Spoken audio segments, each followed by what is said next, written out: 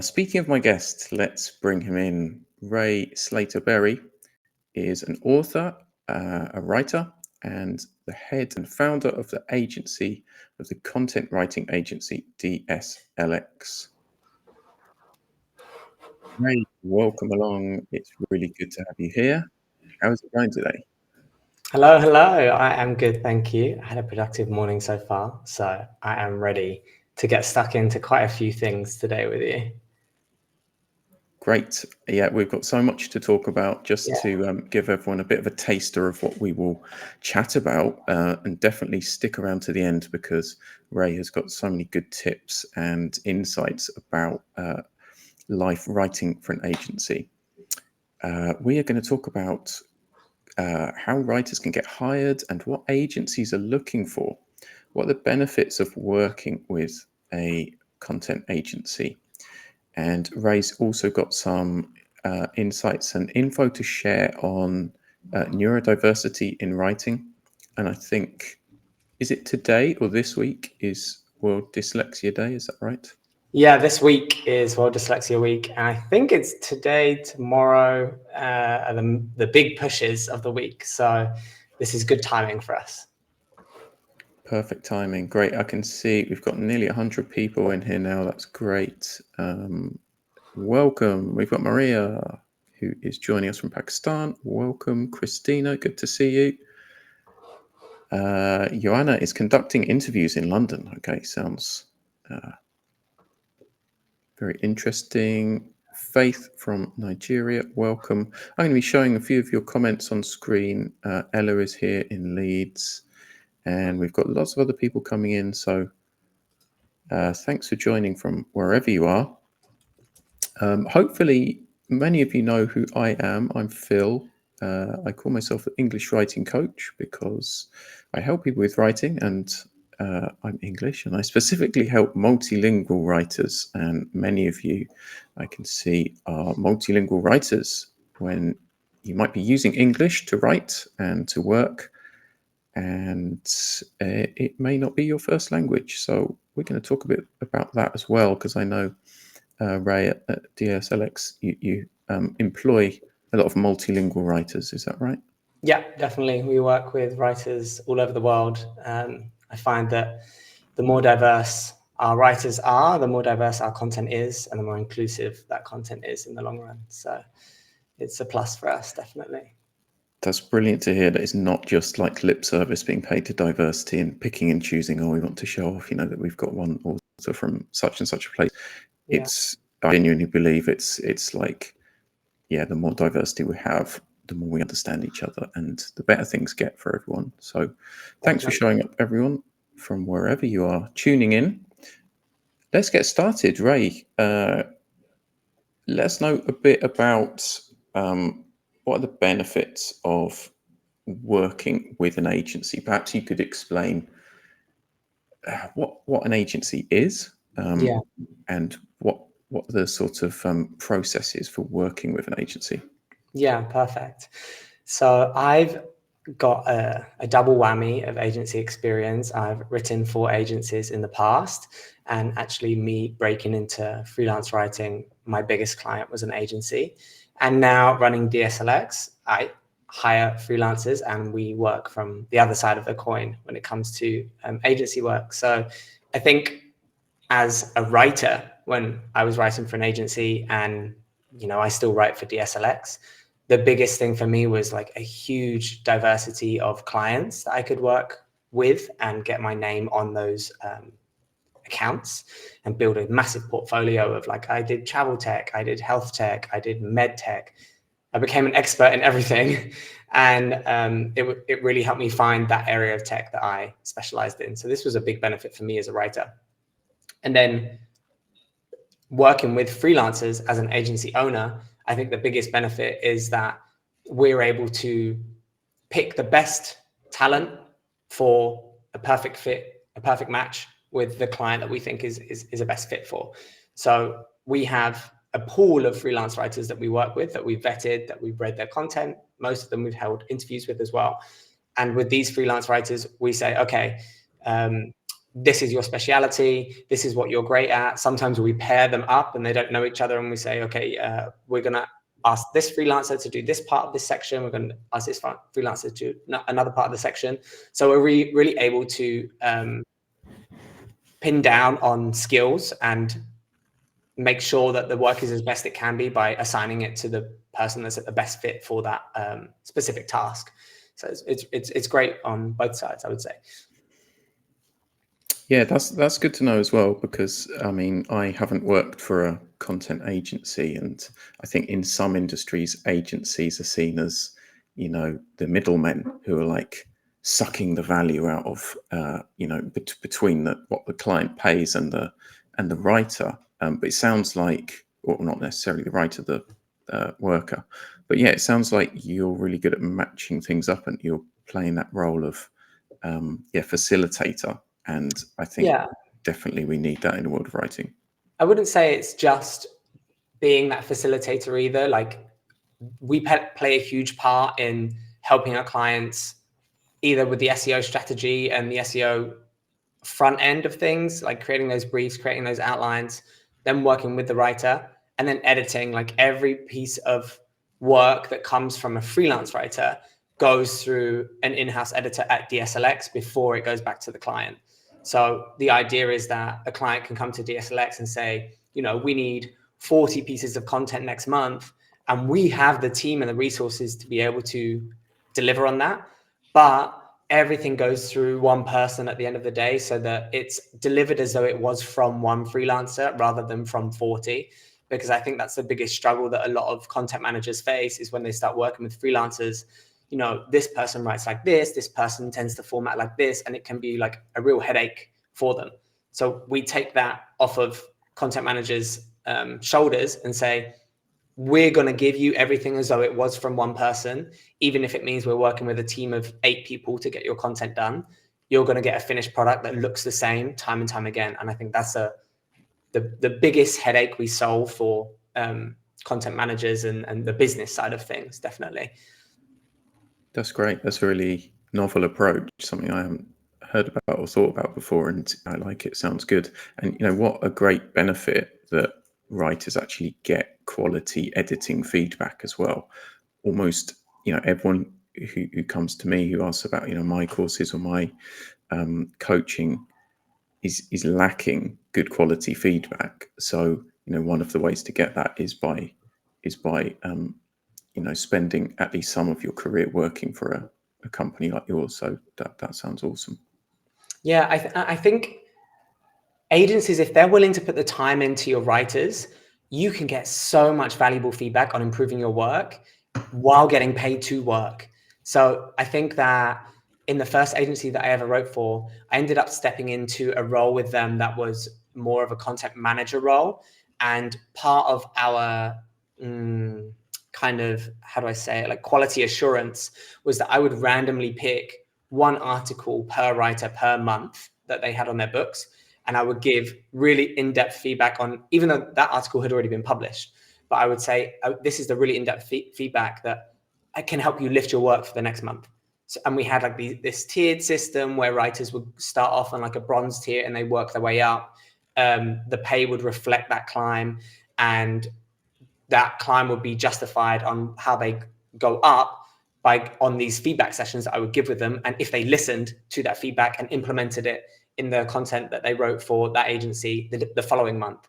So I think it was a really great way of investing in freelancers and their personal growth that a lot of freelancers just don't get. Like, they just don't get that access to personal growth opportunities because they are a freelancer. You know, businesses tend to not invest as heavily into them as they would a full-time employee team member.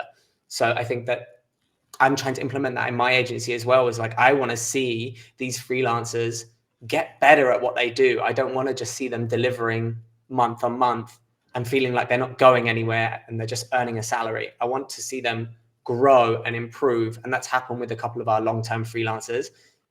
You look back at how they were writing when they joined us to where they're writing now, what they're earning now, who they're writing for now, and the change is just amazing. So I'm really happy to see this growth and support it. Yeah, brilliant. I think with freelancers, sometimes it's a chicken and the egg situation, right? You want to write better and get bigger clients and earn more money, but you can't do that unless you invest sort of in Yeah. yourself, and that can be difficult to do, of course, because we're trying to pay the bills. And that's definitely a struggle that writers face. Lots of great comments coming in. Thanks for these guys. Agencies bridge the gap between freelancers and consistent projects. Yeah, nice idea. Thanks for that one. If you've got a question, just let us know in the chat. We'll be answering questions at the end, so feel free to type your questions for Ray, and we'll answer them later. What are agencies looking for? What kind of skills should writers be developing? Yeah, this is a great question. And I think that this is something that has changed in probably the last 4 to 5 months. I would say agencies are not looking for the same thing that they were looking for last year or even at the beginning of the year. And that largely has come down to AI. It's also come down to, especially in my sector, right? So I focus on B2B technology companies. And we had all of these tech layoffs towards the end of last year, beginning of this year. So the sector in general was really on a decline, which meant tighter budgets. So, but that being said, it means that companies are now either working on shoestring budgets to try and get content up through, or they're placing value in different areas of content. So 101 content, like that flat level, how to 9XYZ, it really has to step up now. And what we personally are looking for in applications is if someone is leveling up their game, and that I'm not just reading something that could have been generated by AI, even if it wasn't. It's a really tough playing field at the moment for writers, because we have to try to showcase that we are writing and not using AI. And sometimes we get in our own head and think, oh, does this look like it was written by AI? So it's a really tough battleground for writers at the moment, but we really look to see how much flair, spark, and aspects of storytelling writers are able to flood into their writing. And if they can't do that in the samples that they send to us, because bearing in mind a lot of clients have very strict writing guidelines that have not adapted to AI yet. So if they can't do that flair, that storytelling, that personal aspect in their samples, we look at their cover letter. How much personality do they thread into their cover letter? And a cover letter doesn't need to be 1 page, 2 pages long. It can just be those first few paragraphs that they send on the email and say, hey, this is me. And if that is still flat, then for me, that's us stepping away. But we really looked at cover letters and those first few intro paragraphs, and did we get an understanding, a feeling for this writer? Are they able to make us feel a certain way about them, get us excited about them? That sort of thing is the sort of thing that we're looking for in writers' applications today. And I think it's something that all writers can do, but maybe they're just stuck in old ways, or they're using a template that they were using at the beginning of the year, and that is just not the same. It's just not going to work anymore. So we need to be showcasing more flair, more storytelling, more personality in our work, stuff that we know bots can't compete with just yet. Yeah, so much to comment on there. I really like that you're looking into the personal aspect. I've sort of been hearing about the how I rather than how to posts, like making and blogs making a surge at the moment. And I'd add, we want stories. Storytelling for me sometimes has this aspect of like, oh, it's a marketing trick. Like, let's quickly do some storytelling on your posts to sell something. It's stories. That's what we want. That's what we care about. And learning how to write stories takes a long time. It's a real skill. It really is. And I call it an art. And a lot of writers that hopefully are on this call know that we're about to launch a course called The Art of Storytelling. And this is a course that it took me a year to put together. It took forever, but it's an online video course. And it's all about how writers can use storytelling tactics in their work every day to write more convincingly. And it's aimed at fiction writers and non-fiction writers. So how you can use storytelling for brands, and how you can use storytelling in your own fiction work. And at the time of putting this course together, I did not realize how necessary it would be, because this was before ChatGPT came about. So now it's even more relevant than ever. And I hope that we can get it live in maybe towards the end of this month. All of the videos are done, everything's in place. We're just polishing up some of the written content. But I'm really excited for it to launch, because storytelling is a skill, but it is something that can be learned if you have the right tools and know-how. And I think that comes from taking courses, it comes from training, but it also comes from reading. It comes from like reading fiction and just indulging in great stories, so that you can pull threads of that, pull elements of that, and say, this is how that made me feel. How can I imply this into my own writing in my everyday? And this storytelling is how writers can really get readers to connect with them and their work. And when someone's more connected with your work, they're more likely to do something that you want them to do, right? Click that CTA, hire you, whatever that is. But we need to build that emotional connection first, and that emotional connection comes via storytelling. Great points. I think that the writers who are seen as an authority, magazine columnists and sort of newspaper op-ed or like opinion column writers, are experts at just that, at Yes. imbuing a bit of personality and story into their posts so that we care. So I think I really like as well that you're sort of mixing fiction and non-fiction, because that's why I talked about stories and storytelling. It's almost like it's completely separate issues. Stories are for fiction books and storytelling is for, marketing, which it shouldn't be. We should be trying to bridge that gap. And it sounds like you've got a great course. Excited for you to launch it. Thank you. I'm excited. How is that course going to be available? Is it available for anyone? Is it for your Yeah, it's writers? going to be available for anyone. It's going to be a paid course. It's 6 or 7 weeks worth of content, video content, copy, blogs, quizzes, downloadables, the full works. It's broken down into modules, and the modules are everything from how to write stories for businesses, language techniques, style techniques, how to follow guidelines but still create stories. I'm reeling off modules and lessons off the top of my head, but like there's a ton of it, and it's going to be available for people to buy, for everyone. And anyone that works full-time with DSLX will have free access to it as well, because I really want my team to experience it and to take it. And I want it to be a standpoint of DSLX is like, this is a great storytelling brand. Yeah, Larissa's got a really interesting comment here. I've seen a lot of comments. Yeah, she says that she feels American and European content writing somehow allows more personality than Portuguese content writing, and that she'd love to read some examples on how to up her game. Really interesting point that, of course, different cultures, different languages, different markets have, a variety of approaches, I guess. There's no one right way of like everyone has to tell these incredibly personal stories right away. But yeah, really insightful comment. Thanks for that one. Yeah, I think Christina has just put up some more information about this course. If you want to find out more about it and be notified when this course is ready.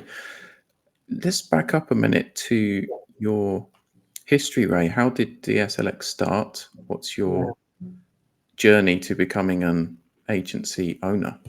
Yeah, sure. So I've been in content and social media since walking out of university. Walking out of university, I actually fell straight into social media, and this was before influencers. This was before really Instagram was a thing. We were still taking photos of our food and had the huge chunky borders around our photos on Instagram and filters that were just, you could barely see what we were eating. But I walked straight into a social media marketing agency, hated it. Loved the diversity of the clients I was working with. Loved some of the responsibility I was given. I was looking after accounts like it was more fashion and retail, but Beyonce, Lady Gaga, looking after a huge supermarket chain in the UK called Booths in northern UK. What was another one I was working with? Marc Jacobs perfume.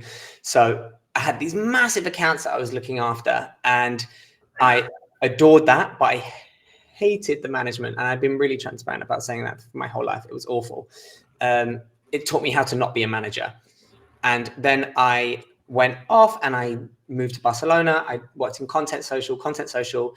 And then the pandemic came and I was working for a co-working space that had initially planned to launch 25 spaces in 4 years across Europe.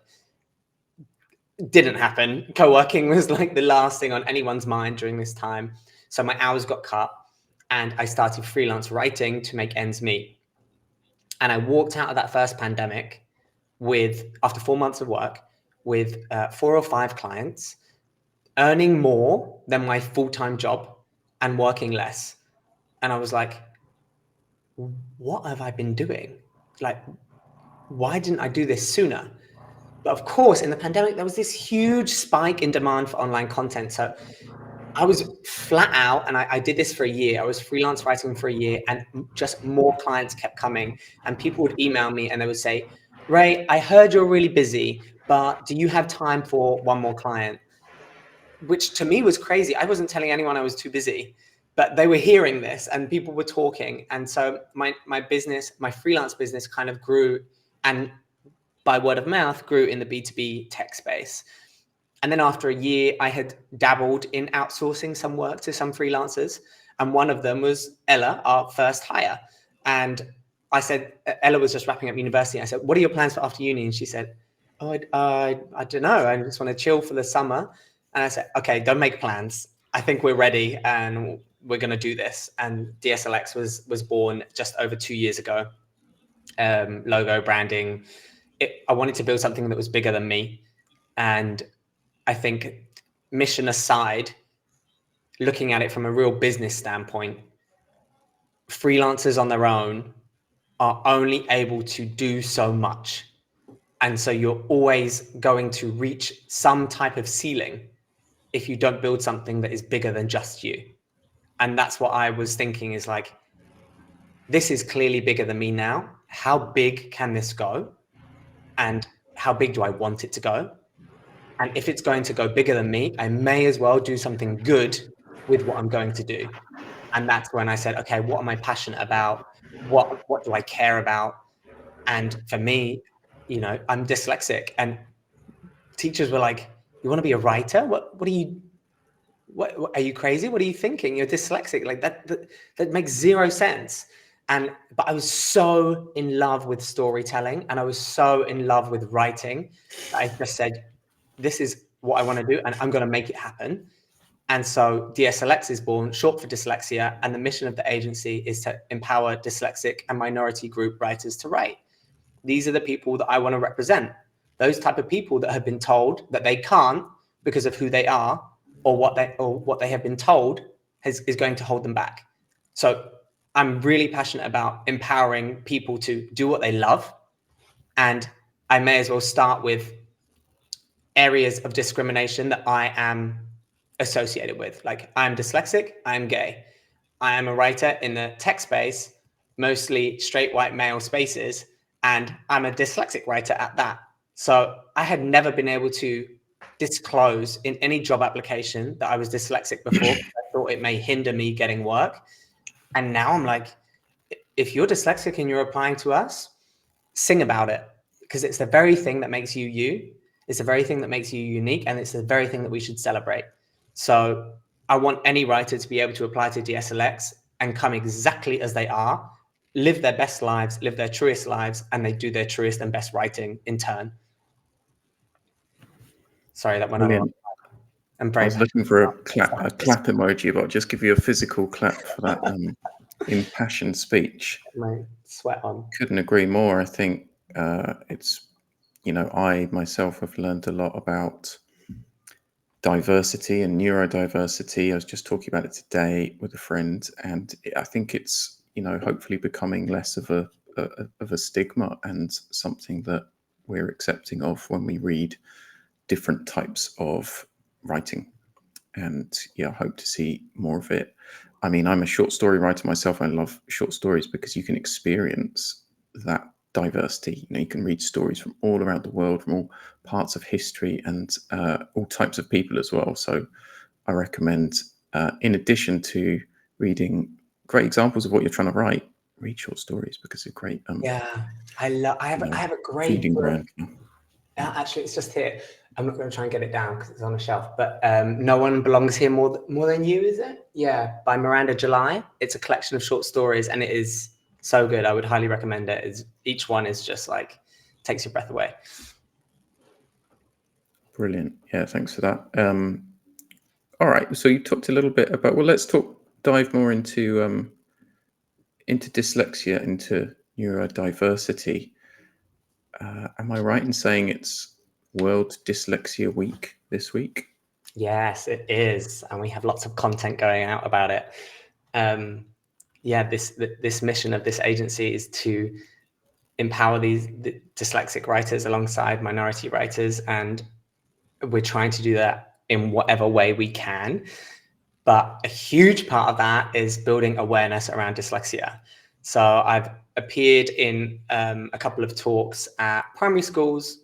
I've done an online, I did Neurodiversity Pride in the Netherlands a couple of years back. Neurodiversity is a really hard thing to spot if you don't know what you're looking for. So a huge part of that mission is to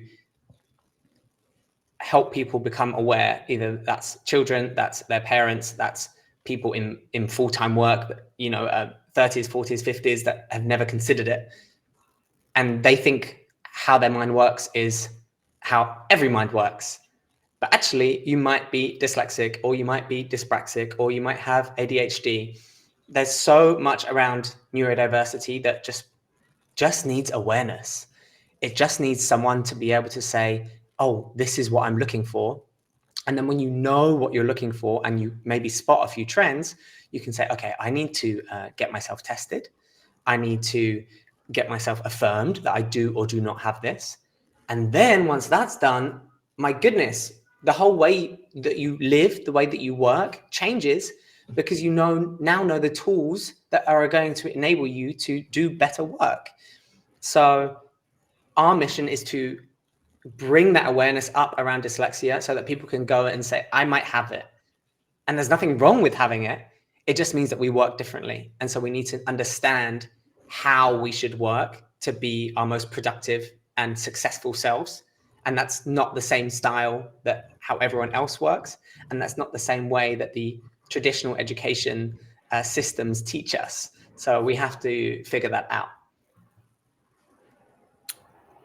Yeah, for sure. It's often down to writers or producers or creative producers, shall we say, to educate everyone. You talked about AI earlier. In addition to neurodiversity and diversity, writers are the ones who've got to learn what it can do, what it can't do, and tell everyone what's good or bad about it. And it's a big weight on our shoulders, but yeah, it's definitely inspiring. Lots of great comments. I've seen a lot Saying that you've coming got in. an I'm trying to inspiring story. So yeah, thanks for that. Great. We've talked about the past and the present. What about the future? What does the future hold for the writing industry?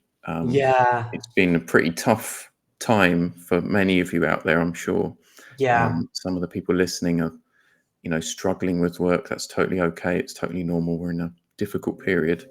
What's going to happen going forwards? So the writing industry, I touched on it, and AI and the economy, but it's 100% it's changing. and how we write is changing, and how people employ and work with writers is changing. And I think, and I really want to be able to give some constructive feedback here, because we just had a hiring stint, right? We had around 200 applications apply for one role. So I know there are so many people out there looking for work, and I really want to do the best I can to support them and for them to be successful in finding work. I think a huge thing that writers are going to need to do is niche down and say, I am the expert in this. Gone are the days that I think we can say, I am a B2B writer, or I am a B2C writer, or I am a tech writer. I think that now, as clients are now looking at real value and real insights that beat AI and that beat any flat level research that you see on the first page of Google, they still have the budgets, right? Maybe not so much this year, but the budgets will come back for content. The world has always needed content. It's always going to need content. So I don't think our industry is under threat in that sense. But clients are really looking for the best writer in this field, right? So rather than saying I'm a B2B writer, I need to say, hey, I'm a travel tech writer, and I have written for XYZ clients in your industry. I am the writer that they all go to. This is why. And I think that this is a huge thing that we need to start doing as a collective of writers, is stop being generalists, because AI is now our generalist. AI can now cover flatline topics. We need to be the specialists, and that warrants us getting hired, and that warrants clients being willing to pay to hire us. When you become a specialist, you place more value on yourself, and you're able to charge more for your work. So I think that's a massive suggestion that I would give to every freelancer that came to us, is niche down. Yeah, really interesting to hear you say that, and great approach. I see a lot of bit more beginner writers, and I think whatever career you're in, you often think, well, I'll cast my net wide, right? I can write on any topic. I have a lot of people contacting me saying that, I'll write anything you want. And it's like, it's not worth much, because you're not telling me something that only you can do and that it's valuable. And I think what's nice about it is it matches up with your way of pairing writers with clients. And that's how this freelancer to agency sort of network that you have, or I don't know how you think of your company or your still figuring brand, that out as well. I'm just saying buzzwords now: brand, company, content. No, I know what you're saying. Diversity. Yeah, that's it. I mean, also when I started writing for B2B SaaS, right? I started writing as that, and I am going against what I'm saying now, but it was a lot newer, and there were a lot less companies in that field, and now it's so heavily saturated. So I don't think you're putting yourself in any less of a availability position by saying you write for travel tech or med tech or whatever it is, because there are thousands of those companies out there. So pick your niche, pick your area of expertise, and place more value on yourself as a writer, and stop saying you can write anything, because no one wants a writer that can write anything. They want a writer that can write exactly what they stand for and what they're selling, and that field. So pick something. Yeah, just to let everybody know the future of writing and AI and where all this is going, I am thinking of putting together a webinar on it. So stay tuned on that, probably in a month or so. And I may be announcing that soon, but I'm excited to talk about it, because I'm not a tech guy, but I'm a writing guy, and I think that's the way we need to approach it, rather than saying, oh, what can this technology do? So let's take a step back and think with our writing heads about where we're going with all of this, because it's been a wild ride, 2023. Yeah, I know. I can only imagine if you're managing a lot of people as well, how it it would be. But great to hear that you're expanding and hiring writers, and things are going well on that front. Yeah, I'm in no way saying that 2023 has been an easy ride for us or a smooth ride. Like 2023 has been at times horrific. You know, in the first quarter of 2023, we lost 85% of our clients. Like Wow. that is, as a small team, you know, bootstrapping a business, no funding, no investors, and every cent that is in the business, either I've earned or the team has earned. You know, there was no lump sum to start with. So 2023 was and is really tough. October is our best month of 2023. I'm really happy right now. That doesn't mean it's been the best month of DSLX.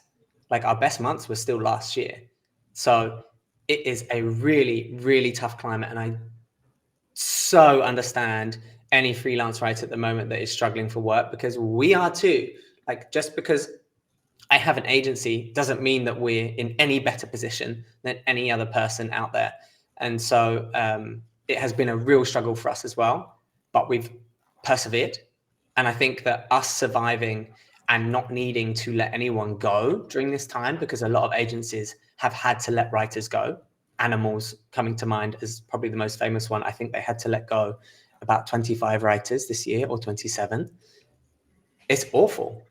And I never want to have to let someone go from my team. So we're doing what we can to survive, and now we are surviving, and now we're just starting to thrive again for this year. It has not been easy. It's such a great myth to break, especially as here we are streaming on LinkedIn. That, you know, and the myth is things are going great. You know, I've got lots of clients and I've got a 6-figure business, or as we see this all the time, people sort of boasting and projecting success. And I think it's important to be honest and say, yeah, people are struggling. There's things that we can do, and it's not all doom and gloom, right? The future, hopefully, is not terrible for Definitely not for our industry, and we're always going to need content, as you say, and writing. Always. It's just going to look different. How we do it is going to look different. But there will be budgets for it. There will be bigger budgets for it, and it will always be needed, no matter how great AI gets. Especially with our generations that have lived in a world where AI has been introduced, I do believe that we're always going to have a bias on what we know is written by AI compared to what we know has been written by a human. If you think about reading a novel and you know that novel has been generated by AI, the fact that you know a human has not put their heart, their mind, their imagination into that book, there's a bias there. No matter how great the story is, you're thinking, where's the work that's gone into it? Where's the soul that's gone into this? It's just been flipped out by AI in a couple of minutes. And I'm not saying AI can do that yet, but maybe it can in the future. But our people, our generations that are living in a world without it now, I firmly believe are always going to have a bias against it. And I also firmly believe that Google is not going to let AI tools run the show when there's so much great talent out there and written work that can come out there and trumpet. So there is going to be some kind of flagging system that says this was written by AI, this was written by a human. In their latest SEO algorithm update, there was already more of an emphasis on user-generated websites like LinkedIn, like Reddit. So you can see they're already trying to put more of an emphasis on real human storytelling over AI. And I think they're just going to figure out more ways that that will happen in the future. Yeah, I see it as one step removed, right? Because when AI passes all the stories and the content and spits out a new one, it's not like it was completely generated by a computer. It comes from human writing, but it's that one step removed. And if you think about a film, we don't tend to watch people in films on a mobile phone, even though we spend lots and lots of time on our mobiles texting each other. In films, we speak because we can't connect with a sort of one level deeper of like, I'm watching someone on a phone, so what? I'm not interested in that. I'm interested in like how they feel and how they're expressing this, how the story unfolds between them and other real people. And that's the way I see it. It's like AI. There is going to be a bias against it because it's just it's not like humans versus robots. It's just one level removed from the reality that we live. So yeah, maybe we should save some of this stuff for the next webinar. I know, but Yeah. can't stop myself talking about it. Another webinar. Let's we're going to answer your questions, everyone, in just a little bit. I've seen a couple of questions already, so if you've got a question, type it in the chat now. Just switching our focus quickly, Ray. I know there's a lot of people here, a lot of writers with English as a second language. Mm-hmm. What are some things that writers can be doing to improve their English level, and what advantages might they have over native English writers? Mm-hmm. Great.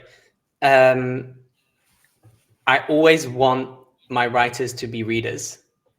And I think that is one of the best ways that you are going to improve on your writing is by reading.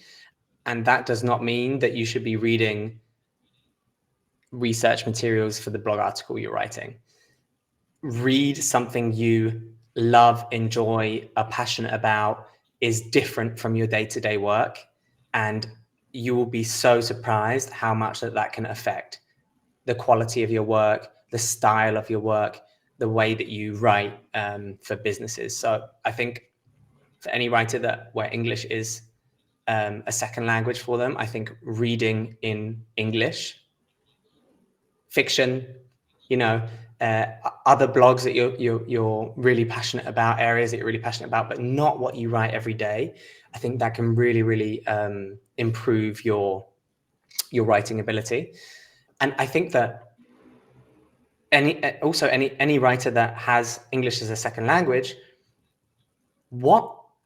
figure out from your language how you can wordsmith sayings, translate traditions, cultures into your writing. Like celebrate who you are in your writing, and sing about it, and let that flood through. Even if you are writing in another language, when I say talk about these storytelling topics, for your story, for your example, use something from your hometown. To get a point across, use a word in your language that says it better than English can say it. I speak Spanish now, living in Spain pretty well. And sometimes there are just words that feel better in Spanish and get my point across better than they would in English. So figure that out and put your native language as part of your flair, as part of your uniqueness into your written English work. And I think that you'll see a great benefit from that, and you'll be even more standout writer for it. Yeah, I love that point about sort of creatively including your own culture and language. Language is something which is living, and they interact. And I think, yeah, be creative with it. Of course, we have to learn certain rules and be accurate enough to be taken seriously, right? So are there any sort of common errors that you see from multilingual writers that you think are worth mentioning? I think the biggest thing that I see with multilingual writers is missing the tone and the formality, either being overly formal or overly informal in their writing, and finding that sweet spot that is just the fit for that particular client that you're writing for. And I think that I've never written in Spanish for a client, so I can't really comment on how easy or difficult that is. But I think it really helps when you really read at least 2 to 3 articles from that client that you're about to be writing for. A lot of clients provide like these amazing writing guidelines, tone of voice, style guidelines, these huge documents for writers. But actually just reading 3 of their blogs that were previously published, that can give you so much more insight. than them telling you how to do it. Just let them show you and just read it. And that will help you like hit that tone and that formality that they really want. And that's something that I would like to see more of from. I would like to see more multilingual writers be successful, and I think they can do that by identifying tone better, and they can do that by reading the work of the client rather than trying to learn it from these hefty guidelines that sometimes are not as useful as they're intended to be.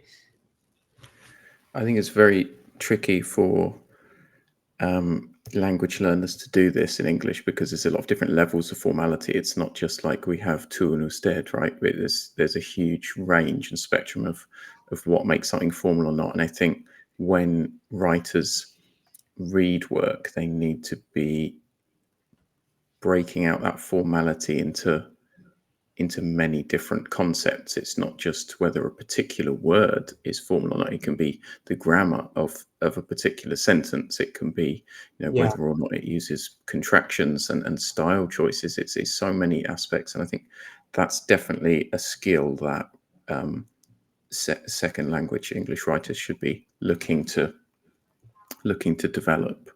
100%. Yeah, and to agree with you, reading is one of the ways to do that, but we need to break it down and say, well, what's happening in this text? You can't learn everything through osmosis. No, I think that it's, and I'm gonna plug you, but this is the perfect time to do it, is that we've got Chris, one of our full-time team members, for anyone on this call, is from Colombia, and she is taking a course with Philip at the moment.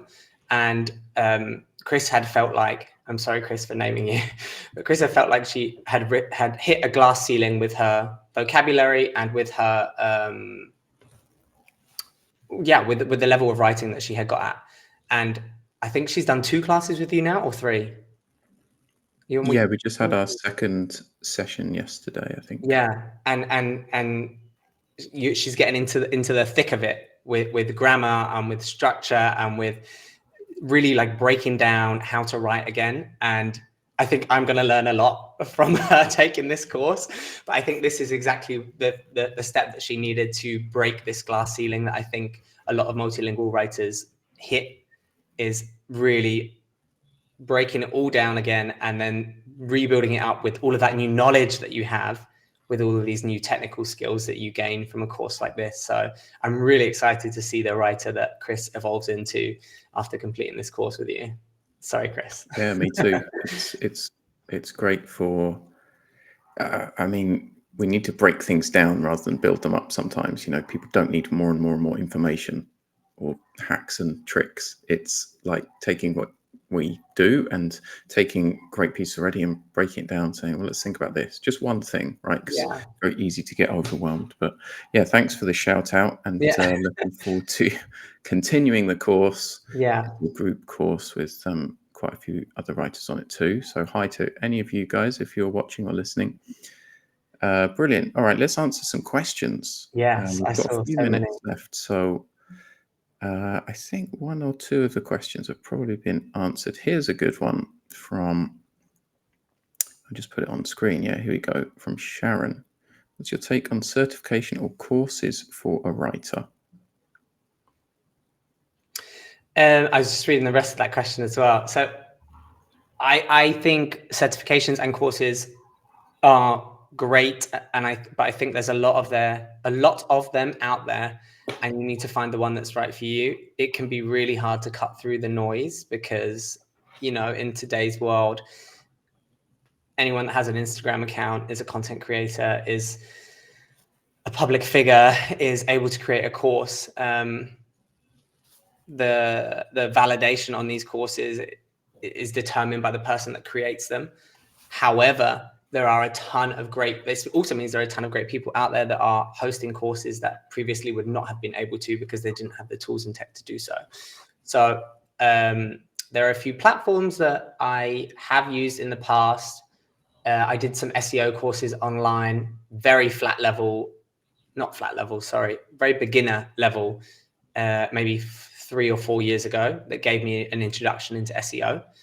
I've mentioned your course that Chris is on at the moment. hopefully my course that is coming up is going to be one of those courses that stands out, because I don't think there's really anything out there around storytelling so heavily. Maybe it's a module in one course, but it's not a whole course. So I think it's finding the right course for you, reading the reviews of those courses, please. Do your research and find out what people are saying. Just because someone says it's bad doesn't mean it's going to be bad for you. Find out why it was bad for them. So I do believe in courses. I think they are a great tool to level up your game. And I think freelancers really need to make the time in their week to improve themselves. And because your client is not responsible for your personal growth. You are the only one responsible for your personal growth. You need to make the time for your own business as much as you make the time for your clients' businesses. Otherwise, you will never improve. So whether that comes from 1 hour in the morning, 2 hours a week, 3 hours a week, block off your calendar, don't answer any emails, and find the time to invest in yourself. And yes, that can 100% come from a course, but you will not do it if you do not make the time to do it. So please make the time to invest in yourself, because when you're solo, you're the only one that's responsible for doing that. Yeah, well said. It's that chicken and egg situation. You want to grow your business, but you can't if you're just, trying to make ends meet. So understand if it's difficult for people. My advice on coaches would be just make sure that the claim and the results stack up. If there are people saying, hey, I'm going to get you 10 clients this week, and their reviews are saying, oh, I improved my writing. Well, they haven't delivered what they said, right? Or equally, maybe they did, but do your research and just don't be afraid to reach out and speak to people, because, normally coaches are happy to chat and sort of, we accept that not everyone is going to be there to pay for courses and such. I'm always happy to answer a few questions and give a bit of advice if it's possible. Great. All right, let's move on to some other questions. Azizor says, how can I connect myself to an agency as a writer? What's a good way to network or get in touch or get known by an agency? Yeah. So I've had a lot of people DM me on LinkedIn over the past, especially over the past couple of months, especially since we did this hiring push. And everyone's LinkedIn inbox is open. Any social media inbox is open. And I admire people that DM me and have something to say and really pitch themselves, or really take quite a strong approach to getting their foot in the door, like getting a knee and an upper thigh in as well, and saying, hey, I'm here. This is what I do. This is what I stand for. I want to work with you, for you, alongside you, whatever that is. I really admire that. So if you find an agency that you love, or you find an agency that you say, I really want to work for this agency, find out who that owner is, find out who is working for that agency, and send them a DM. I've also had people manage to figure out my email. It's not that hard once you figure out the email structure. And I admire it. My hat is off to you. Like, good for you for shooting your shot. And we've ended up working with a couple of writers that way as well, just from a LinkedIn DM or an email saying, hey, have you got work? This is what I do. This is what I specialize in. And I said, actually, yes, we do. So let's apply, let's go through the process, and let's consider you. But if you really want to connect with an agency, figure out who's working there and pitch yourself strong. Know exactly who you are, what you stand for, and don't use AI to create your cover letter, please. We had applications where people were using AI and they didn't even remove company name. They didn't even remove hiring manager name in the application. And it's like, why waste the time? And it was really actually heartbreaking to see that we had writers applying for a writing and editing role using AI. It just baffled me.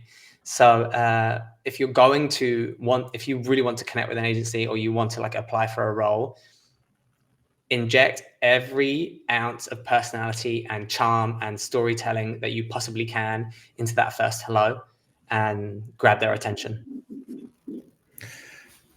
Amen. I mean, it's not a numbers game. You can send 100 DMs saying, hello, will you hire me?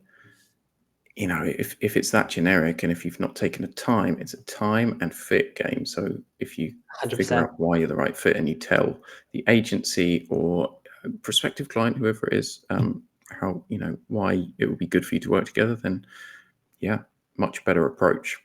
Rather than setting yourself a goal of saying like, I want to apply to 30 workplaces this week, pick 3 or pick 5, you know, and nail down those applications. It's definitely quality over quantity when it comes to saying hello.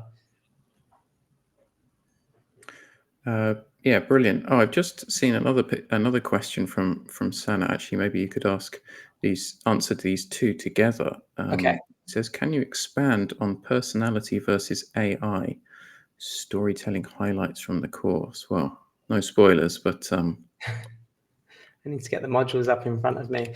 she also asked about using AI to edit work, if that's something you wanted to answer too. So we were in like 2-3 minds about how we use AI, if we even want to use AI, when ChatGPT was launched. And eventually we decided, like, do we want to offer an AI assisted service? All of this stuff. AI is a really tricky field to navigate. Now I've said to my team and any freelancer working with us, like, we never deliver anything that was created by AI. I did see a comment a little while ago saying that someone has been using AI as a soundboard, or someone has been using AI as a personal assistant. Especially if you're a multilingual writer, I think AI can help you rewrite or rejig a sentence in a way that is shorter, more concise, easier to read if you're fumbling. And I also think AI can help you find the right word for something if you know how to ask it to support you. But the most that I ever want someone from my team to get from AI is a 1-sentence response. And that 1-sentence response doesn't actually go in the article, but it helps them to narrate what they're trying to say. So I think that you can use AI as a soundboard, but never rely on it. And anything that AI delivers back to you, never copy paste it into an article. Read it and then write it in a way that fits the style, the tone, whatever it is you're going for. That's what I would say. And I can't remember the second question because my memory is awful. I don't know if I answered it. I think you answered the question as far as I see it. Yeah, it was about editing with AI and AI and storytelling. Great. I think we're coming to the end of things, guys. Thanks so much for attending. We had plenty of people here, and if we didn't get a chance to answer your question, you can always get in touch. Just find me on LinkedIn, or you can always write to my email. Not a secret like Ray's. Phil at englishwritingcoach.uk. Great. How can people get in touch with you, or what should they do, Ray, if they want to reach out or learn more about your course or your company? Yeah, and thanks, Chris, for sharing the module breakdown there. That's super helpful. I should have pulled that up before this course, but before this call. No, please get in touch on LinkedIn. Is the best channel to meet me on. Follow DSLX on LinkedIn as well. There we release any news about what's coming up. One thing that we've really noticed over this hiring sprint is how much we do want to help freelance writers find work and support freelance writers, especially in our field. So hopefully the Art of Storytelling course will support that in the future, but I'm really trying to build a community there as well. So follow myself on LinkedIn, DSLX on LinkedIn, any of the team. And yeah, it's the best place to find us. Yay, storytelling. Yay. Brilliant. Ray, thank you so much for being my guest today and Pleasure. sharing all these amazing insights. I think it's been such a great eye-opening chat for me and hopefully everyone who's come along. As I said, get in touch if we didn't manage to get to your question. And yeah, I hope you enjoyed it. See you next time for, well, I have a podcast coming up in a couple of weeks and also this next webinar. So yeah, just keep your eyes on my posts and my stream and see you next time. Thanks everyone for coming. Thanks, Saul. Thanks for joining, everyone. Thanks everyone. Goodbye. Bye-bye.